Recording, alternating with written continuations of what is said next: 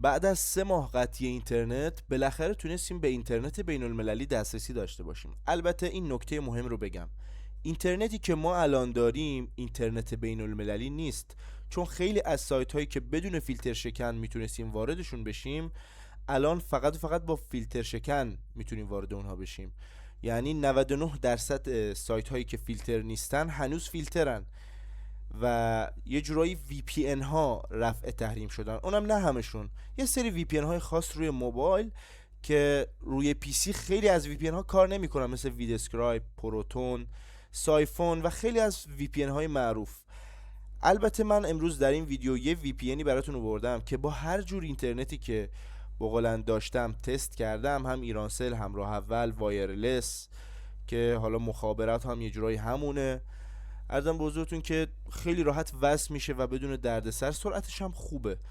اینم بگم این VPN فقط در این شرایط که الان این VPN ها آزاد هستن وصل میشه. اینترنت دوباره ملی بشه وصل نمیشه، باید حتما کانفیگ بگیرید، چون همه VPN ها آی پی هاشون شناسایی شده. ولی کانفیگ ها که حالا ویتوری هستن یا حالا ایرانگارد VPN، اینها با VPS و سرور اختصاصی ساخته میشه. یعنی طرف سرورش یا حالا مثل هاست وبسایت یه جورایی مثل اون میاد و گیگ بندی میکنه و میفروشه. الان ارزون تر شدن، قبلا گیگ 500، گیگ 1 تومن، روزای اول جنگ حتی شنیدم گیگی 2 تومن هم میفروشن. ولی الان خیلی ارزون تر شدن، شنیدم مثلا 30 گیگ 1 میلیون، شاید هم کمتر، نمیدونم. حالا کار نداریم. وی پی اینی که قرار معرفی کنم هم وی پی ان معروفیه، یعنی خودم قبلا معرفیش کرده بودم به بچه ها توی پیج اینستا، الانم میخوام دوباره این بار توی یوتیوب معرفیش کنم. VPN X VPN. حالا حرف های زیادی راجبش هست که چرا وصل میشه توی این شرایط، ولی خب من استفاده کردم، نه برام مشکل ساخته، نه اینکه حالا سرعتش کم بوده یا کلا وصل نمیشه. حالا من وصل میکنم VPN رو، خوبه در کمتر از 5-6 ثانیه وصل میشه. الان با اینترنت ایرانسل هم و وصل شد. البته قطع و وصلی داره بعضی موقع، مثلا میبینی میرسه تا 60 دقیقه 70 دقیقه یهو قطع میشه دوباره وصل میشه، و اینطور نیست که مثلا هر دقیقه یه بار قطع بشه، نه، پیش میاد. حالا مثلا سرعت اینترنت یهو کاهش پیدا کنه یا مثلا خیلی داری دانلود میکنی ممکنه قطع بشه دوباره وصل بشه خودش، حالا مشکلی نداره. الان ما وارد یوتیوب میشیم، وارد یوتیوب میشیم.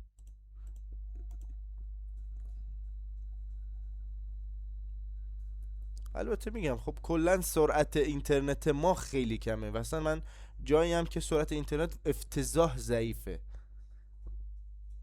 حالا بذار وصل بشه. اینم وصل شد. یکم قطعی داره، میگم وی پی یکم قطعی داره، ولی توی مثلا استفاده وبگردی یوتیوب خوبه. حالا یوتیوب یکم سنگینه، ولی مثلا اینستاگرام رو میاره.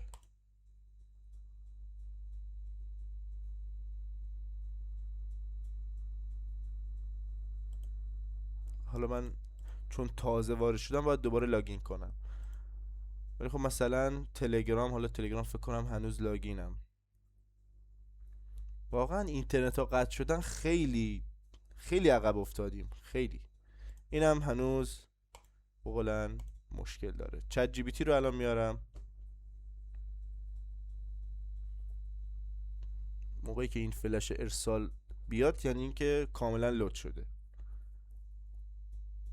دیپسیک هم اینم بگم، دیپسیک حتی توی اینترنت ملی هم کار میکنه، نمیدونم چرا ولی کار میکنه، اما زیاد خوب نیست، گیج میزنه بعضی موقع. حالا اینم اومد، میتونیم مثلا الان میذارم سلام. سرعت یکم ضعیفه، میگم چون اینترنت من ضعیف، اگه اینترنت خوبی داری مشکلی نداره.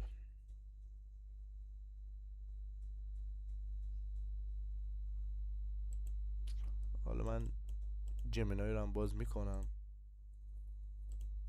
جمنا یکم بهتره، برا من بهتر بود، سرعتش از چت جی بی تی بیشتره. اینو ولش کن، ناامیدمون کرد. ولی خب همین که میاره خودش هم یه نعمته. سلام.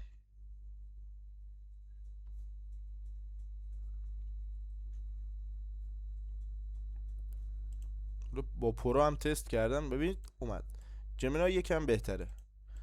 خب اینم از ویدیو امروز، امیدوارم که براتون مفید بوده باشه. این وی پی ان خوبیه، پیشنهاد میکنم حتما ازش استفاده کنید. البته اینو بگم، خیلی ها میگن که ناامنه، حالا بعضی از دوستان بهم گفتن ناامنه. البته این دوستانی که بهم گفتن خودشون کانفیگ فروشن، نمیشه به حرفشون اعتماد کرد. ولی خب وی پی ان جوریه که اطلاعاتتو میگیره، ذخیره میکنه و حالا بعدا میخواد ریست کنه یا بره این اطلاعاتو بفروشه. کلا همینه، ما اکثر وی پی ان ها کارشون همینه، یا تبلیغات انجام میدن یا اطلاعات ما رو به شرکت های داده، مثل اپل و اپل فکر نکنم ولی خب تسلا هست، شرکت تسلا و همین شرکت اوپن ای آی و خیلی از شرکت های دیگه که اطلاعات مشتری ها و کسایی که حالا توی اینترنت هستن.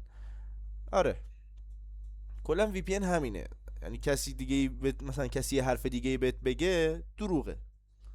وی پی ان کارش جوریه که اطلاعاتت تو سیو میکنه، مثلا تو چی سرچ میکنی، کجا میری، اینجوریه. خب تا دیدار دیگر شما رو به خدای بزرگ میسپارم و یا علی.